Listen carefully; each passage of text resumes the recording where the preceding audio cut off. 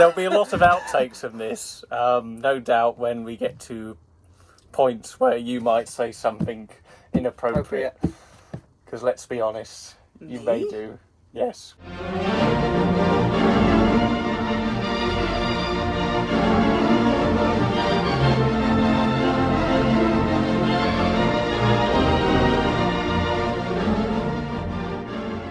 Hello. Hello. So, given we've been in lockdown, I haven't really had a chance to catch up with too many people for an edition of Sofa Social. However, here we are. We're not on my sofa. We're in his caravan. We are indeed. This is his stag do. This is how we spend the time. Two men in a caravan discussing August and much. playing cards whilst getting drunk. But not that we advise you to do that at home too much.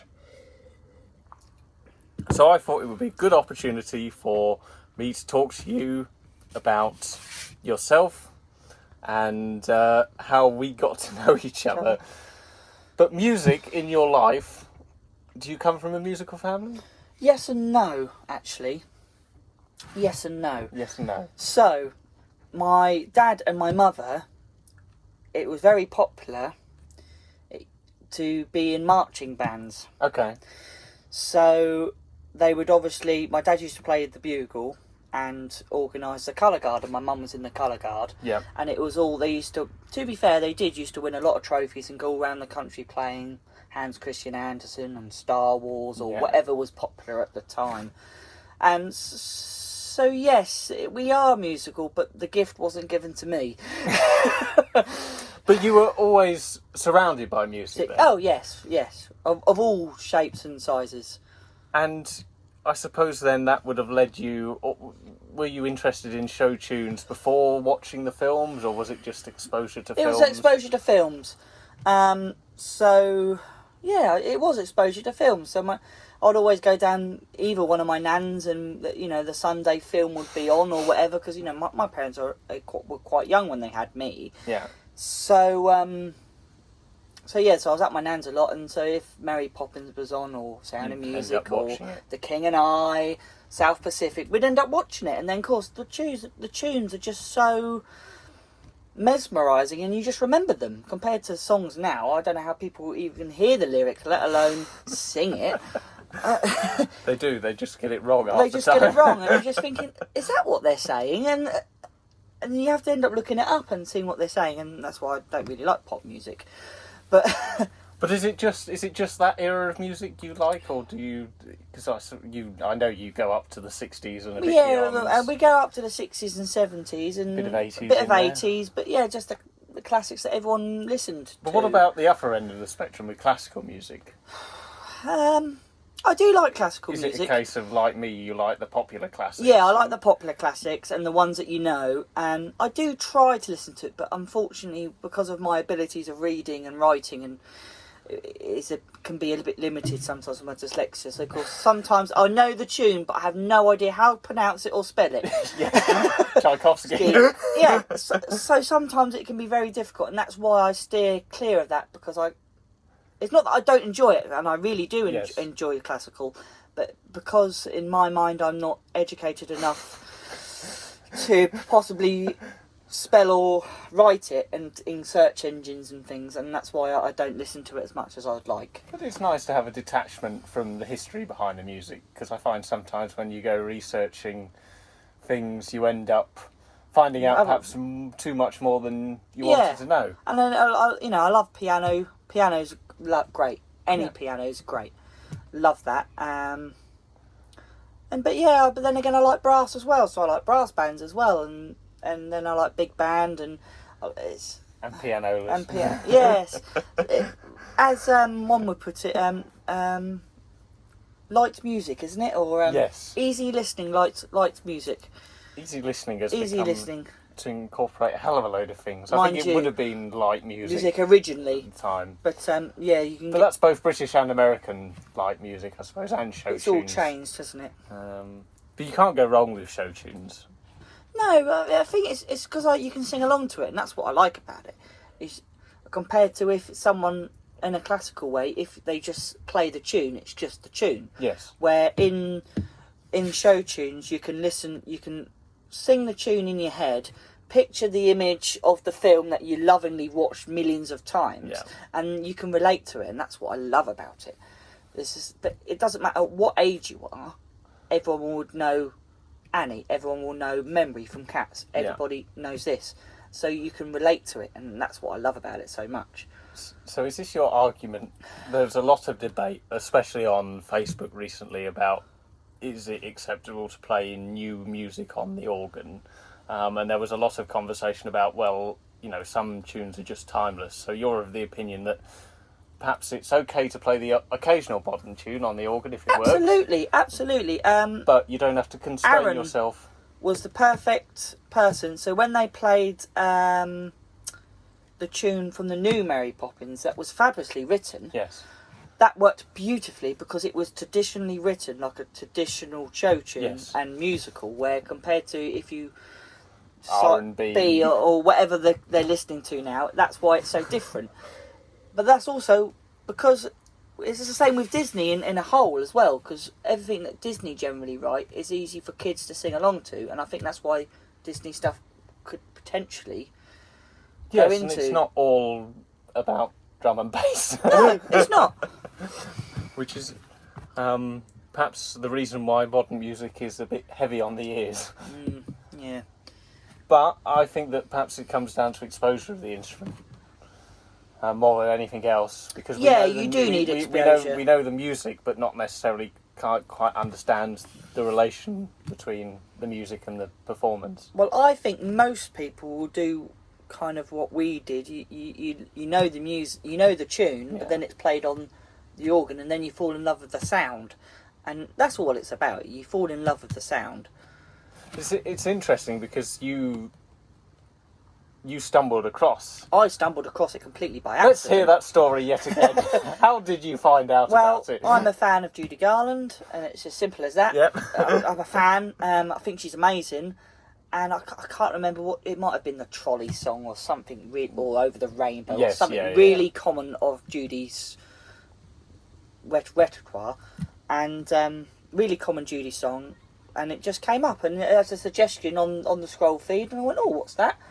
And fell in love with it, and then I had to learn more. Yes. And then obviously you find Reg, and you find the Blackpool style, and then the American, and you get all into it then. Well, yes, that's true. You never look back. No. It's interesting because my musical background was not quite as sort of defined as yours. I would listen to weird things, let's put it like that. Yeah. It's interesting because from hearing Reg Doctor that first Who, time... Thunderbirds and all sorts of stuff like that. All classic sci-fi stuff. But from hearing Reg that first time, I was really hooked on the sound and the excitement rather than... Didn't know hardly any of the songs that Reg was playing. Well, no, you don't, do you? I found that the same. You know, apart from the show tunes, didn't really know any of the organ, other tunes that, clearly there's loads of tunes that I played... Canadian Capers. A perfect example. You'd never hear it anywhere else. No, exactly. But you hear it on the organ, and then I quite like that, yes. and then it's in your tune, and now you could hum it anytime. Perfectly. Yeah. Can you? Well, yeah.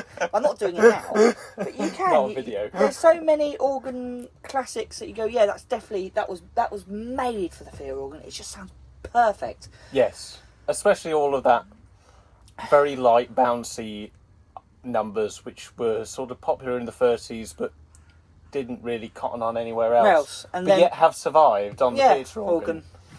For whatever reason. Because they've been passed down generation to generation. And then, like I say, as soon as you just hear the sound of it, you just fall in love with it. Not all stops, of course. That's your personal preference. And I had this debate with one of my friends the other day. They're like, why have you got so much of it? I went, surely it's all the same. And I was just like, no. No. You could have a million different sounds on one organ, and that's just one organ. And then a different organ will sound different. And then the organist, whichever organist, could play the same song completely different every time. Yes. And that's it's like collecting, isn't it? You just want to collect it all because you don't want to unhear it. Well, it is, isn't it? It's true. No, that's a very good way of putting it. It's very hard for me to explain to people. Well, yeah, haven't you got Tiger Rag? Well, yeah, I have, but not this version. So that's it's like collecting cards, collecting anything, isn't it? You want all of them. Yes. It's always the case if you queue up 6 or 7 organists on one instrument and get them to play the one song, it won't be the same. No, not one of them. Which I suppose is what defines the theatre organ over the classical organ. Yes, because there's so much choice, isn't there? Generally, with a piece of classical organ music, it's not the same for all of them, but you put the piece of music down in front of the musician and what's written gets played. With no variation on what's written whatsoever. You know, the good classical musicians will memorise music, but there's no variation, there's no way to express yourself. No, because that's very much how, that's how it's played and that's how you're playing it. And so from there, we met. You got me interested. Yeah, that was all my fault. I'm sorry. Your fault. Sorry, everyone. I'm sorry. No need to apologise so much. However, we then embarked on... You're doing very good work.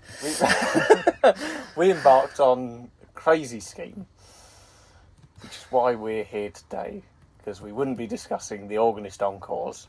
No. If it wasn't for your encouragement and help in those early years. Yeah, no, it was such good fun. Once a week we'd go down, and of course we'd even listen it live back then because the tracks were new to us. Yes. And we'd listen to it live and we'd have great fun. It was such a wonderful time. But as things happens, you kind of moved away, and it was a bit, I'm in a noisy house. I've got family, and it's so difficult. And animals, and it's so difficult to even just record one thing when everyone's close.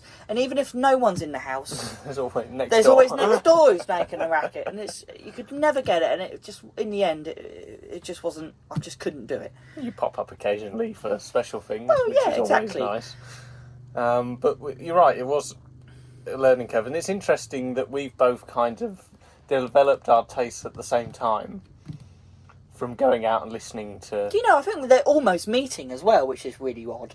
Yes, but that's not a problem, because we have basically kind of followed a similar pattern.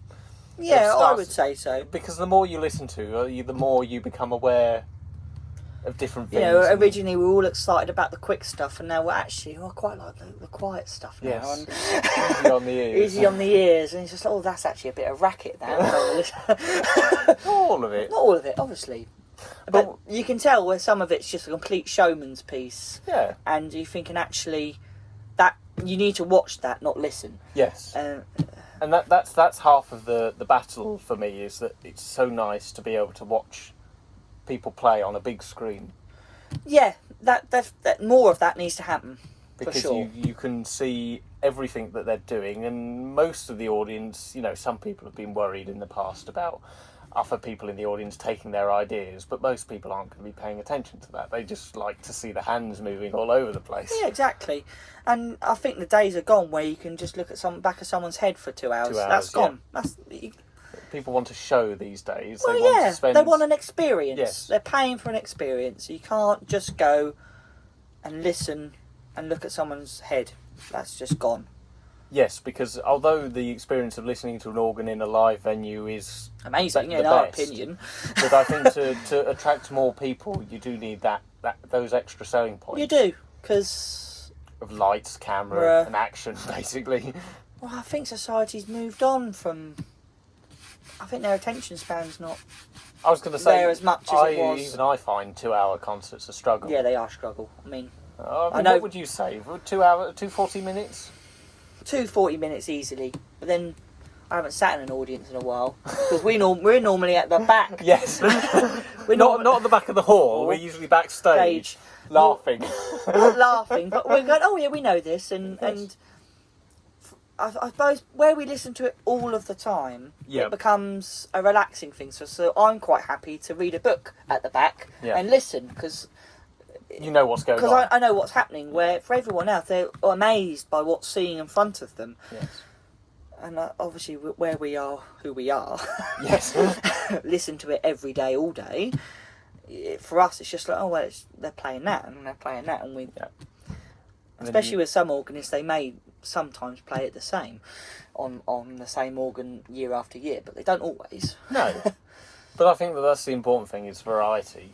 Yeah, really. Variety is the spice of life, isn't it? But I think they definitely... people need to be putting up screens. People need to... Not necessarily...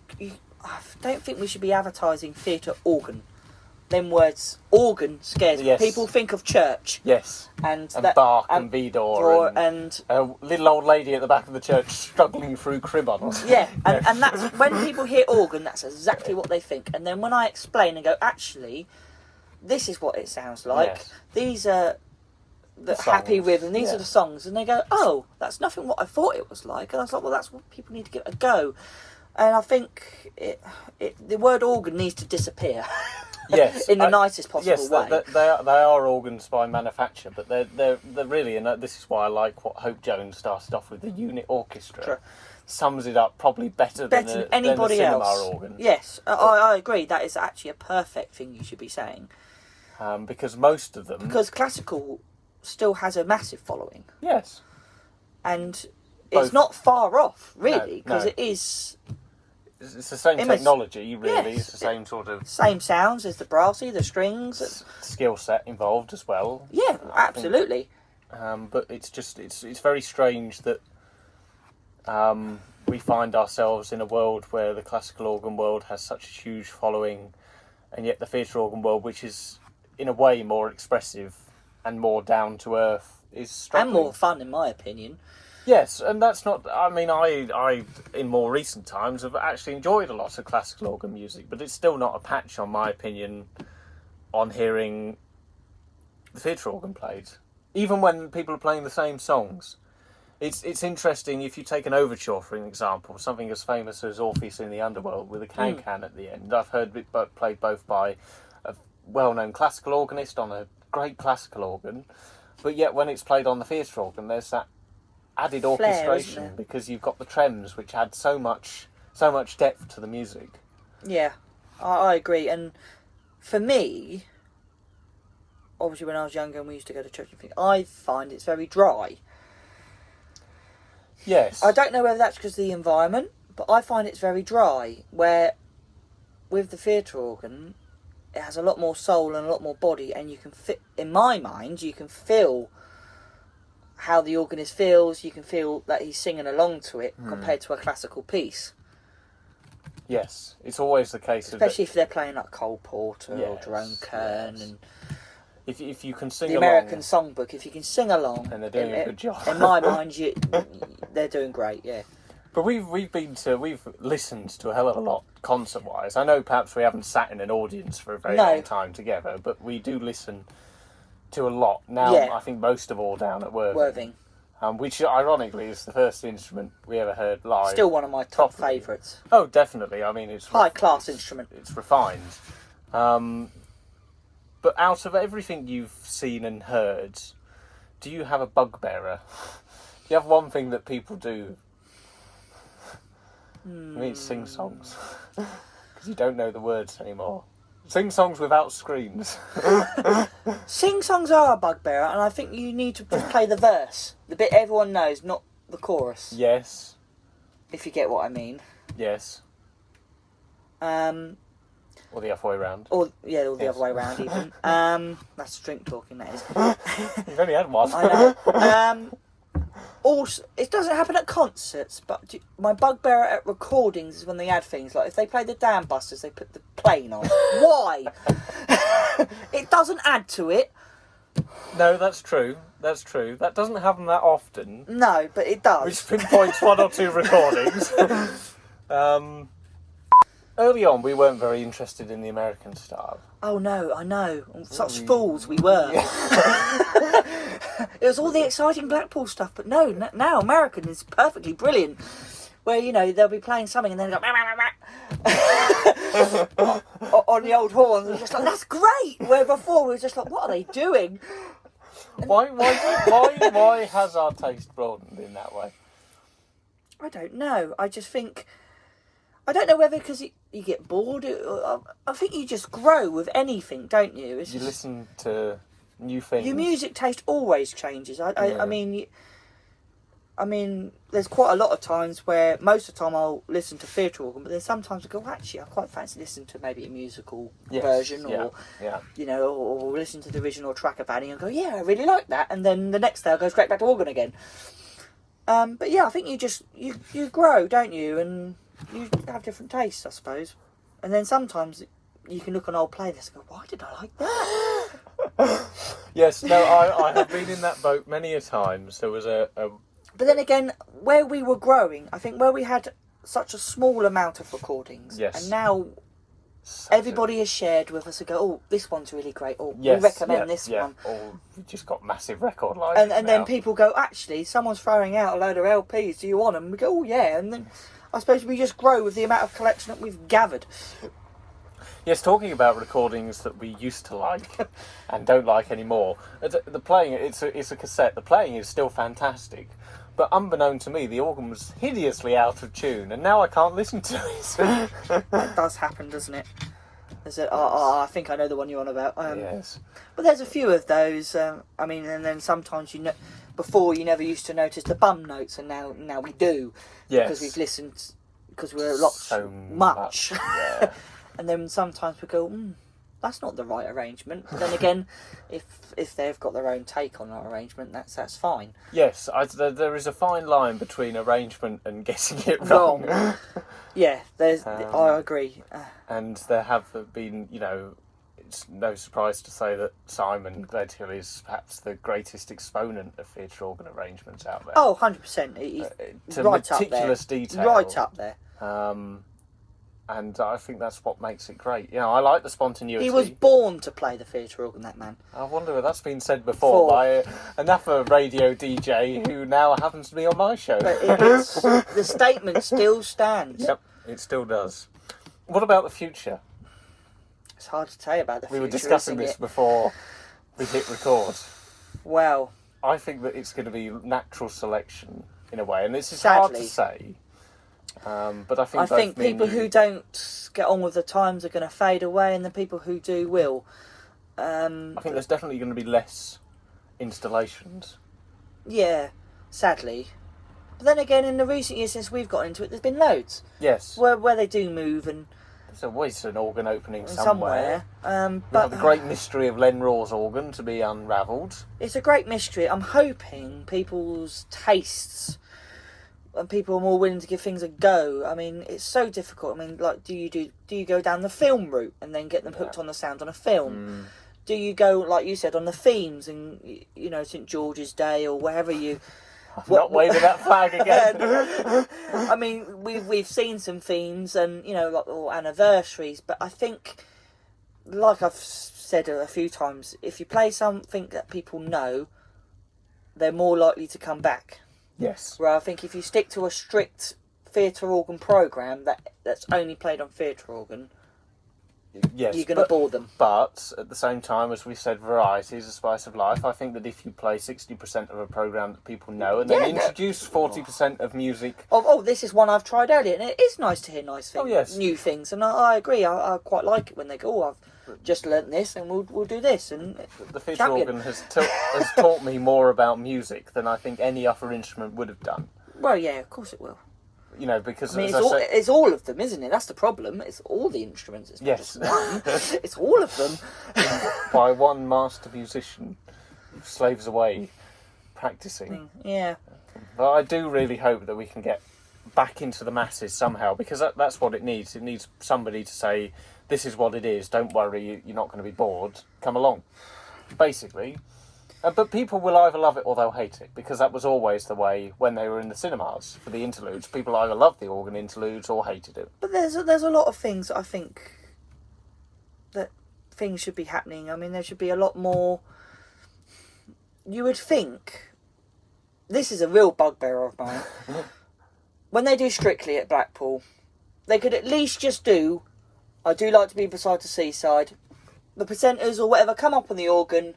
There's Phil playing. There's Phil playing, done. And then they can go on and do their own thing. Yeah. It needs that little bit of exposure, not much, Yeah. just that little dose of go, oh yeah, we've been there, or oh, I didn't know that was there, or But that could be the same for anything. that could be the same for anything. As like, I was discussing the Odeon Hammersmith to someone. Someone said, oh, I went and saw so and so at the Odeon Hammersmith. I went, do you know there's an organ there?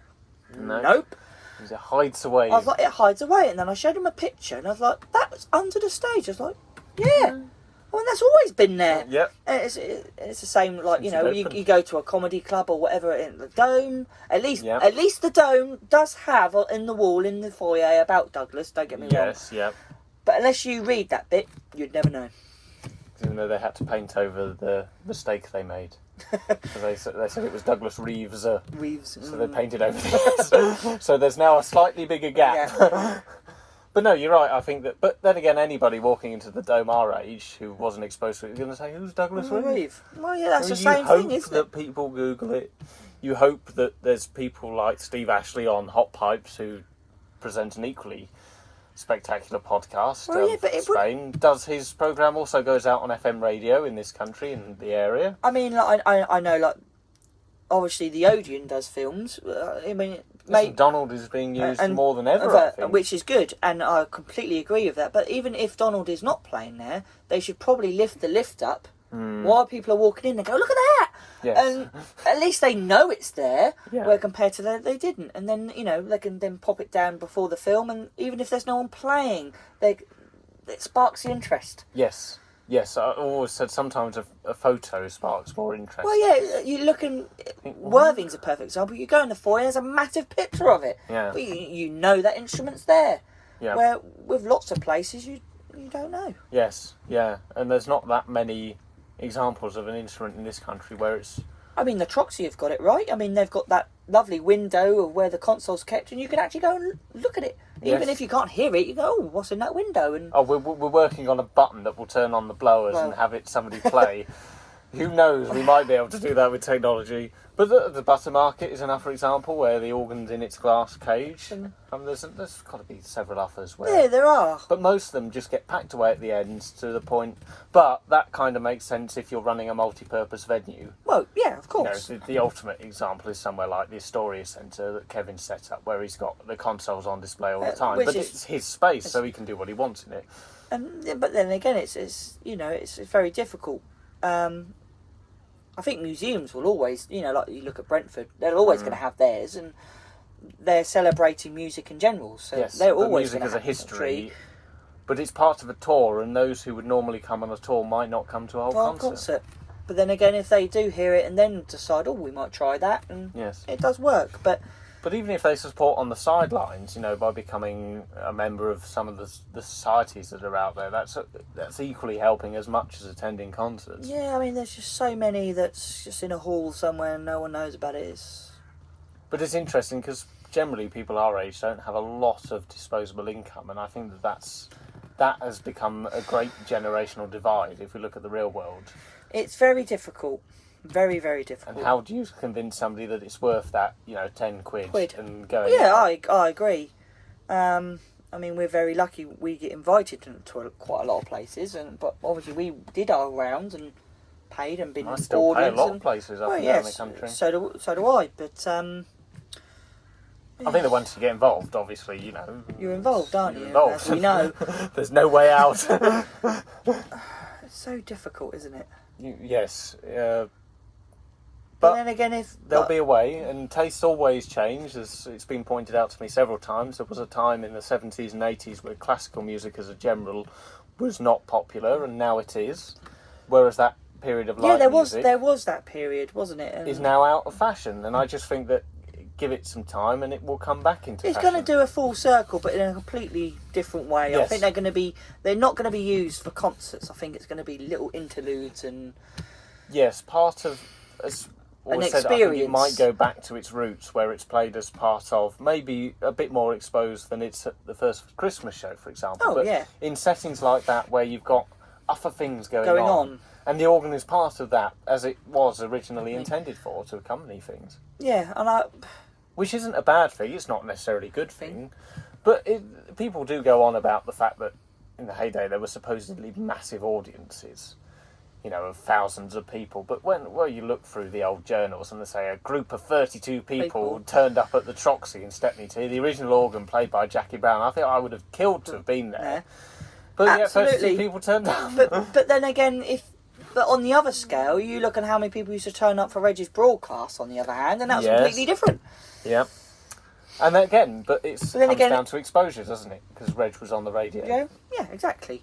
That's another sad thing that happened. So perhaps the answer the lack of radio airwaves, it was a big letdown. It was our single little toe as a whole. In the real world. In the real world. And it got taken from us.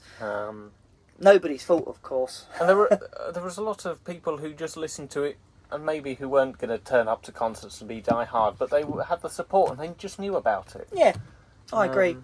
Anyway, this has been 36 minutes. Well, of us rambling. It might not be 36 minutes, but this interview has gone on for 36 minutes of two men rambling about young people's views, and only time will tell. We're not that young anymore.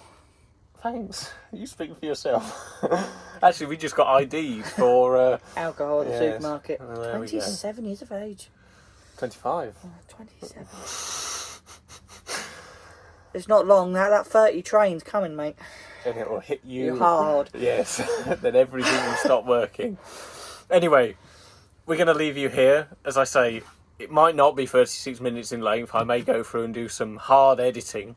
But enjoy. It's been great catch up. And we're now going to go pizza. Yes. Can't say what brand of pizza, but it's also a game.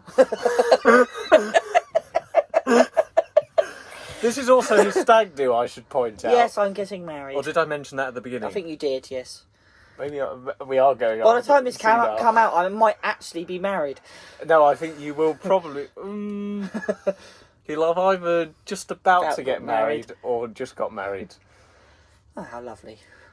Are you looking forward to it? Yes. Good. Yes. Me and Tasha have been engaged for a long time, and it's a long time coming. Finally happened. Well, I'm sure that everybody out there would like to wish you well. Thank you for doing this. It's been lovely, actually. Yes. Putting the world to rights for half an hour.